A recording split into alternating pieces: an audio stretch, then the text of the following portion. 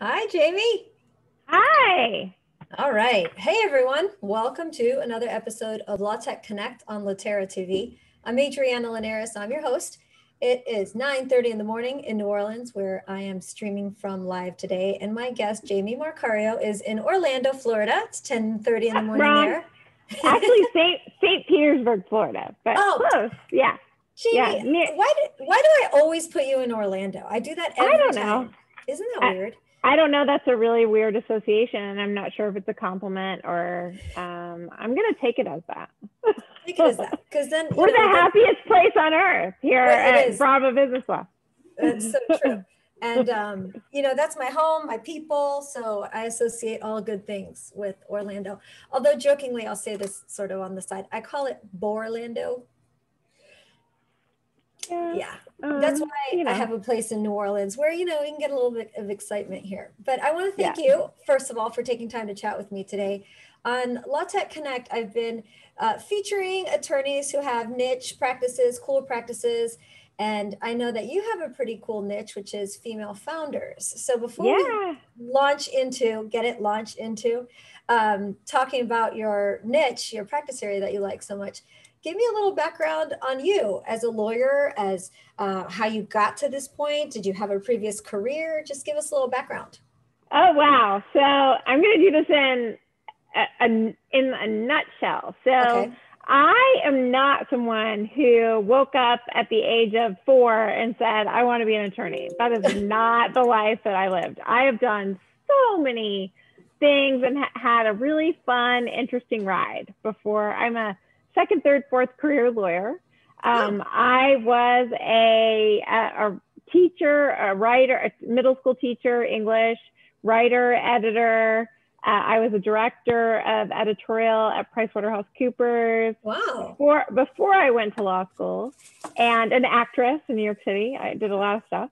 And I decided to go to law school as a meld of, okay, everything I love, it's teaching, it's a little stage, it's a lot of research and writing. It's the teaching aspect is the fun part, though, right? Really? And so which is a little stage and a lot of connection, and really making things that are complicated simple. And so bringing it all together in my late 30s, I went to law school. I worked at PricewaterhouseCoopers during the day. I went to law school at night at Stetson University College of Law. It was an interesting, difficult way to do it. I don't know that I recommend it. But and then I went to Big Law. After that, I was on the insurance defense side and an employment litigator at a couple of very big firms, and found it not to be where my heart was. And I have been entrepreneurial since the time I was a little kid. I was the kid going door to door selling stuff, not for my school, but for me. So I launched my own firm in 2016. Okay. And here we are. Yeah, actually 15. Oh my gosh. It's almost been 5 years. Yeah. So here we are. Yeah.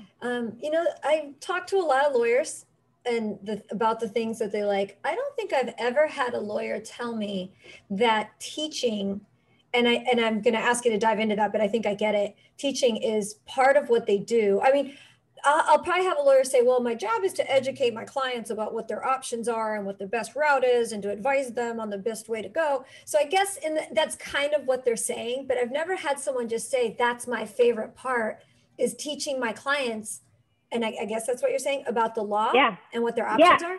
And it's not only about the law. So there's something one of the things I love about working with small and mid-sized business owners, most of whom in my arena are female founders, is that it's not, when you are attorney as counselor, right? Not just attorney as litigator or contract drafter or hostage negotiator, which is sometimes what we do.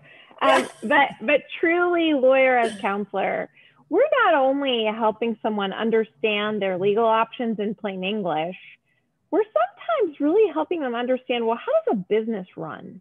How do we do this? Right. How do I make it profitable? How do I leverage the law to make and keep money?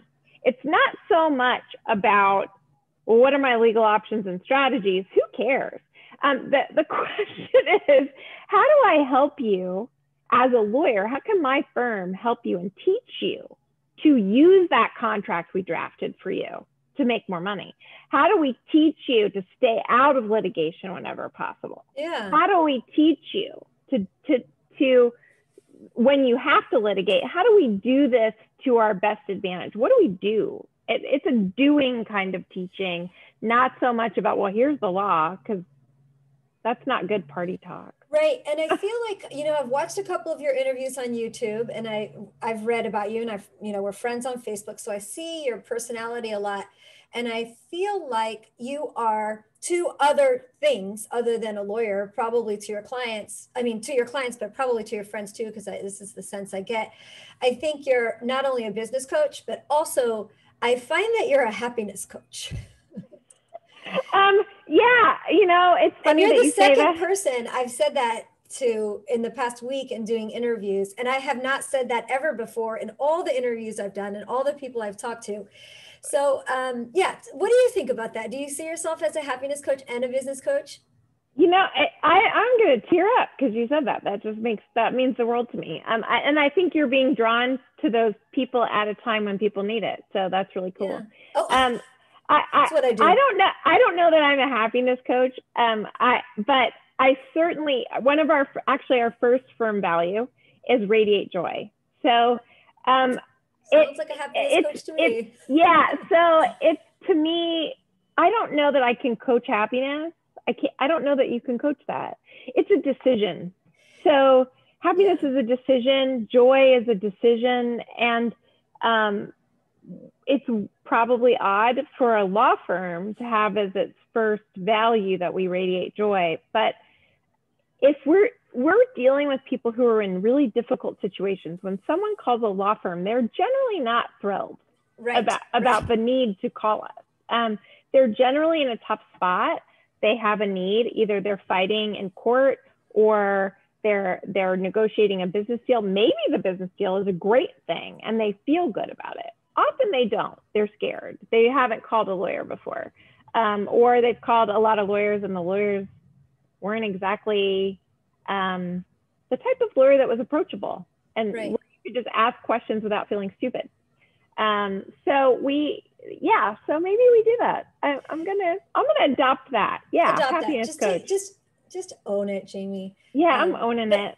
But I think the reason I say that about you is, and I say this actually about all the lawyers that I've interviewed so far on LawTech Connect, who are in an area of law that they're passionate about and they really enjoy and are happier than my lawyer friends and clients who are trapped in an area of law or doing something that they really don't like. So one of the things I try to do now I'm a technology consultant. I'm not a business consultant. I'm definitely not a happiness coach, but I know that having the right infrastructure in place, whether it's, for me, usually technology focused, can relieve a lot of stress, which makes room for that happiness. So anyway, so tell me a little bit about your female founders law firm. Why did you decide to go in that direction? Well, wow. So another evolution of us was, picking a niche as a lawyer is really important. And there is a tendency out of the gate to want to serve everyone. And I thought initially my thought was, I'm going to serve the creative economy, right? Like that was my idea. I was like, oh, I'm going to have this firm. We're going to have a subscription model basis where we go to market and small business owners can work with us on an ongoing basis. It'll be approachable. It'll be affordable. It'll be predictable. We're going to serve the creative economy. We had to kind of define what that was because no one knew what we were talking about. And we found after several years that even that was too broad. We still, it was too much. We didn't know who our client was. Who is it that we connect with? Who connects with us? Who do we best serve? So I grew my firm fairly quickly from a financial perspective. And then I will tell you that in the 4th year, not this year, but the year before, I wouldn't make a decision to save my life. I'm going to tell you, I reached a point of just paralysis and couldn't make decisions. And one of the things that I found was it was because I was serving too many people. It was too broad. It was too much. I found my law firm to be a prison at that point that I built. Nobody wants that. No. So we sat back and analyzed, well, if we could replicate, if we could clone our top 5 clients, like who are the top 5 clients if we could have them over and over and over again that we would clone? Yeah. And they were female founders who were well-funded, who were innovative, who were creative. A lot of them have digital businesses that are primarily online, that are education focused, that are business to business focused. Interesting. Yeah. And we nailed that founder down.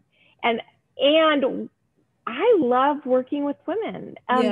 It's fun. It's empowering. And then what sealed the deal for us, Adriana, is I read a study that came out last year in 2019 that American Express did that said that of the small businesses in the United States, or maybe it was all businesses, 50% or a little more, 52%, I think, are owned by women. However, only 4.6% of the actual gross revenue of those businesses comes from the female-owned businesses. And that is an unconscionable statistic that needs to change. So that just sealed the deal for us. And tell me about the size of your firm. When you started it, how was it just you? And then how did you grow it? What do you have as far as staff? Yeah, so it started out with me and a computer and no business cards and no website. Okay, so like this is not, you do not need a lot to do this. So anyone who's listening to this, you don't even need a business card. You need to make phone. You need a phone. You need to get on the phone and make phone calls.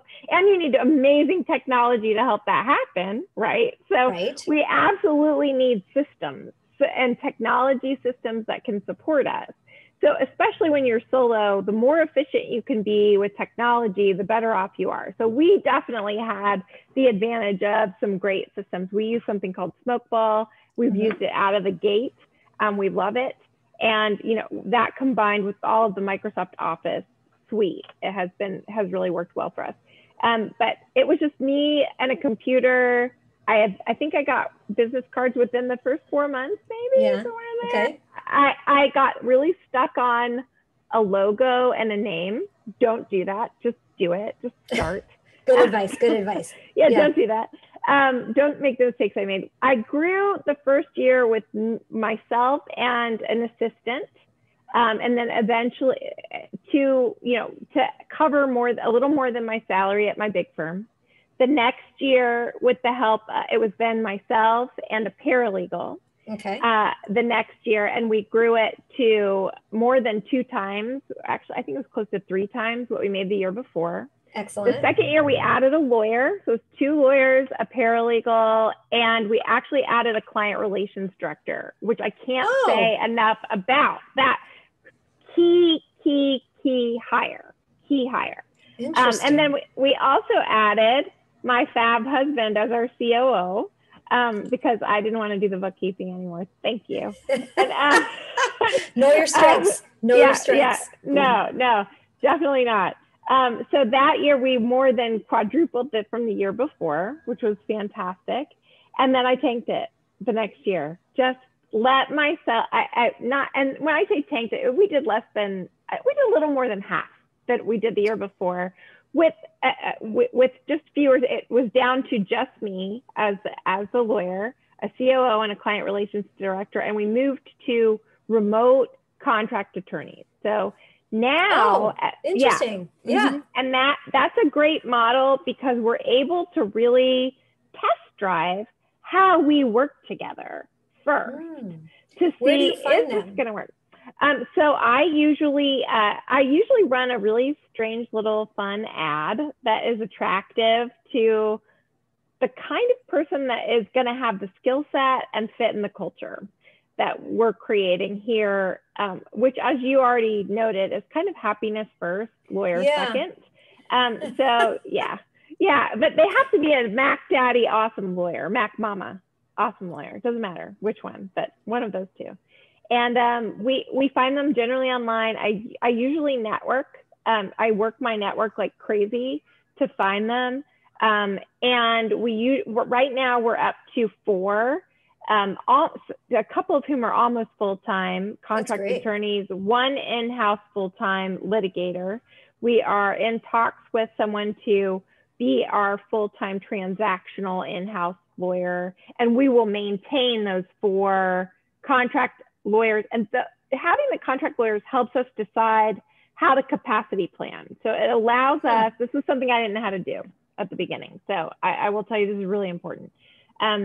I learned that when I'm at using a contract attorney about 20 to 25 hours a week, it's time to put the ad out for another attorney.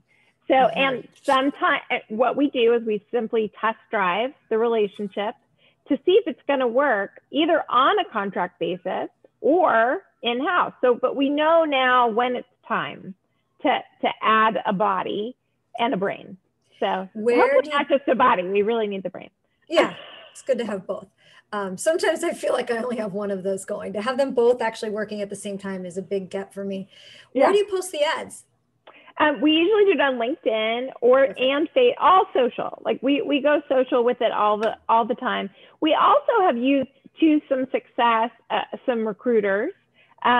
We use Sandy Hancock Phillips and Kathy Knowles primarily. They're amazing women who get us and understand us and know who we are, what we stand for, and what we're about. Yeah. And, you have learned a lot through this process. Like you just said, I didn't know how to do that. I learned. How do you learn your lessons in running your law firm better? Is it just the School of Hard Knocks? Do you have a business coach? Do you read a lot? Oh, yeah. Podcasts? How I Made This? Yeah. Oh, How I Made This is my fave, by the way. But yeah, so yeah, a little shout out to How I Made This. I have a business coach. I've had a business coach since the end of my first year. I love this. So I love it. I am a huge believer. I will not do this. I would never advise that anyone do this without a business coach. And one of the things, I'm a business lawyer. I still didn't really get how to be an entrepreneur. Yeah. I didn't understand how to run a business. And so it's not that you need a coach as a lawyer to teach you how to be a lawyer. You got that. You got it. Although I will tell you, I didn't know how to file a complaint by myself when I started this. My paralegal did that and I didn't know what I was doing. So I had to ask for a lot of help. But I have business coaches. I have other mentors that are not necessarily business coaches. I have a network of other small firm owners that we rely on one another. We swap ideas. We help one another with marketing ideas. I have worked with how to manage a small law firm. I have worked with Alexis Katz at her company. I have worked with R. John Robbins, with David Nagel, with Jesse Johnson currently, and Sri Kala Roach. I've worked locally with Ford Kais and Juliet Kais. There is an abundance of information out there. And the key to me is approaching the practice of law with an abundance mentality, understanding this is not a pie. There's no pie. On an island. I'm not on an island. Not on an island. No pie. There's plenty to go around. And there are plenty of people who, honest to God, want to help you. And they want to see you succeed. And so be that person for your clients, and you got this. So I think, attorneys are so hesitant to ask for help when they need it. And as we hear all the time, they don't teach you how to run a business in law school. They don't teach you how to use technology in law school, right? Like that's where I come in, right? I'm the technology coach. Yeah. So I love hearing a very successful and happy lawyer saying these things out loud, because I think sometimes, your peers have to hear this from you a lot before they actually take that jump. I imagine that this lifelong coaching, or at least career-long coaching that you've gotten, it's not going to be cheap. And I just want to hear from you, it's worth every penny. It is worth every penny, and it is not inexpensive. But here's the rule of thumb, and I'm not making this up. I learned it from my coach. Is if you're not making 3 to 5 times on the investment, don't do it. Right. So my coaches have easily gotten me that. And I will also tell you, like the year I tanked, I didn't listen to a thing my coach said. I fought my coach every step of the way. Amazing. I stuck my head. And so it's willing too. It's you've got to be willing to do and follow and lead by following. Right. So there's leadership by following.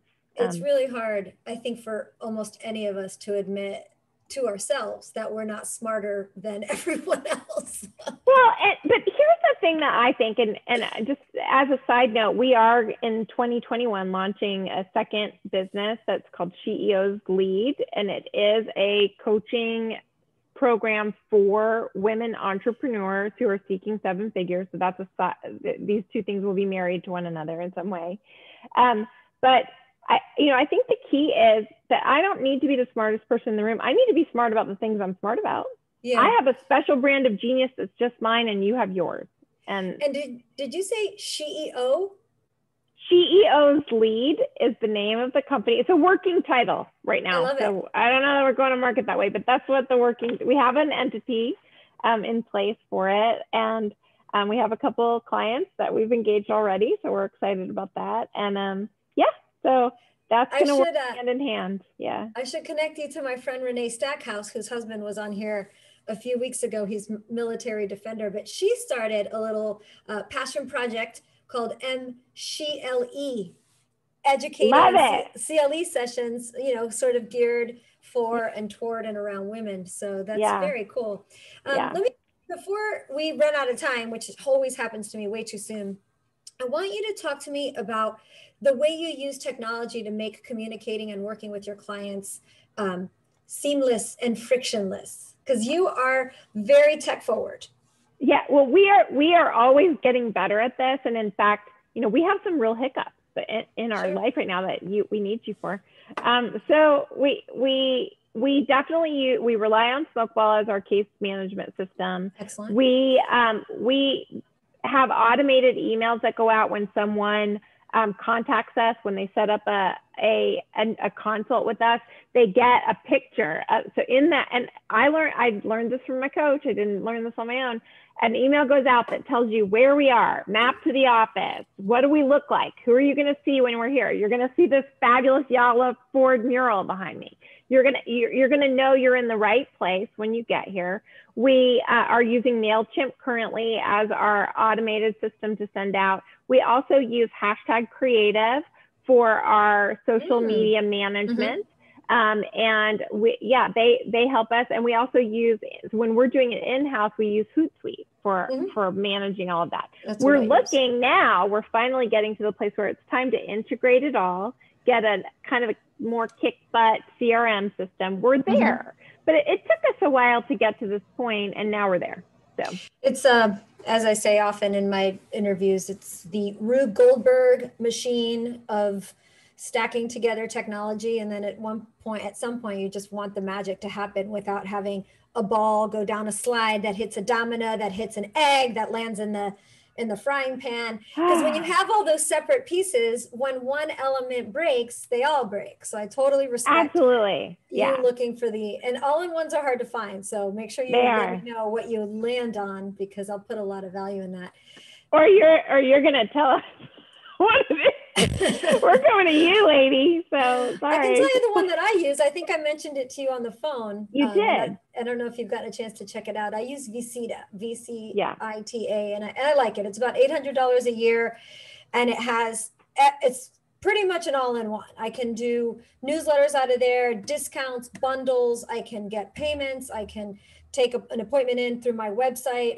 It has a lot of great features. So I do like that one a lot. But if there are listeners out there or watchers who have found something else that you love, Jamie and I would like to hear about it. So please. Oh, I would love to. Yeah, we need to know. So get us, just Google us. You can find us. Jamie, during this crazy, I wish I could drop an F-bomb, but I won't because typically I don't, but this seems like I'm the right feeling place. it. It's okay. Can you feel it? Okay. I do. During this crazy time, everything that you mentioned earlier about working your network like crazy, using your business coaches, searching for these perfect clients, using that technology, I have a feeling you probably didn't miss a beat when all this started coming down on legal and on the, you know, the whole of society. Yeah, we didn't. In fact, this is really odd, but or it's the universe bringing it all together for us, but and for our clients. But we took our firm on a firm retreat. We were at a house in Anna Maria Island planning for the rest of the year. It was early March, and we were planning, you know, how to double down on women, female founders. We had launched something called our CEO symposiums that we were doing once a month. We were testing it to see, okay, does this work? And we had just done our first live CEO symposium. We were planning the next two. And one, we just sat down and we just said, oh my God, our clients are going to be so affected by COVID-19. This is bigger than anyone has been talking about. And we need to shift gears. Female founders, we love you. COVID-19 is going to affect our community in a huge way. We hate you, but we got to deal with you because you're a virus. You're not intentional. You're not doing this on purpose. You're just doing stuff that viruses do, and we need to get ready for it. So we just launched into high gear and went virtual with everything we were doing. And not only that, my job became not watch the news. I don't do that. Study every single day. What is happening today in Congress? What is happening in the Florida legislature? What did the CDC say? What are the latest OSHA guidelines? What do we need to tell our clients? What is an economic injury disaster loan? Do you know what you just signed up for on the small business website, on the Small Business Administration website? Educating and teaching. Teaching, yeah. So we started doing something I hadn't done before, which was video. And my team had kept asking me to do this, and I was afraid that nobody wanted to hear from some, you know, old white lady lawyer. Get out of town. So I was like, what do I have? Boy, no one wants to see this. So in any case, we shifted gears and started doing webinars and hosting them, sharing them, making them free, making them available, making slides available to anybody who wanted them, including other lawyers. Don't care. Again, not a pie, enough to go around. So we really swapped a lot of ideas with other lawyers who were serving people during this crisis. And no, we didn't miss a beat. And we really, this was an opportunity for us to really love people and not be loved by them. Does that make sense? Sure. Yeah, or not need to be loved by not them, need to be, Yeah, I think not need to be loved. I like that. Yeah. Mm-hmm. That's amazing. So yeah, this was a great opportunity for us to show that. So. And so do you limit, this will be my last question for you because I don't want to squeeze us out of here, but just an interesting question for you from my end. Do you limit the number of clients that you have because you feel like, you know, we can only do a good job for this many, or is this where your scale plan comes in, where if, you know, that's a really, it's the lawyer answer. It's an it depends answer. Sure. So, you know, we try to not take on more than we can. I mean, that's just bad business, and it's also a violation of Florida bar rules. So yeah, you don't do that. But we do plan to always have backup lawyers, so that can fill in the gaps when there's a need. We also decline clients if we're not the right firm. I mean, that's about knowing your niche is also knowing who do I serve and who don't I serve, but who do I know who can serve them. Right. So no one gets off the phone when they call our firm without a referral. That's it. Like if we can't help you, we know who can, unless you've shown up as a total jerk on the phone, and then maybe we won't. We can't help you. But yeah, no one can. That's just, well, maybe somebody can, but it's not anyone I know. or you want them to know. Yeah. Jamie, I can't tell you how much I appreciate your time today. Tell everyone where they can find, friend, or follow you when they want to learn more about how awesome you run your law practice. Oh, yeah. Yeah. So you can find us at bravalaw.com, Brava Business Law. You can reach us there. You can contact us there. You can call us at 727-300-1990. And you can follow us on social at Brava Law, anywhere, on Facebook, on Twitter, on Insta, everywhere these fine services are served. So. Awesome. Thanks so much, Jamie. Have a great week. And okay. Goodbye, everyone. Thanks for joining us today. All right. Thanks.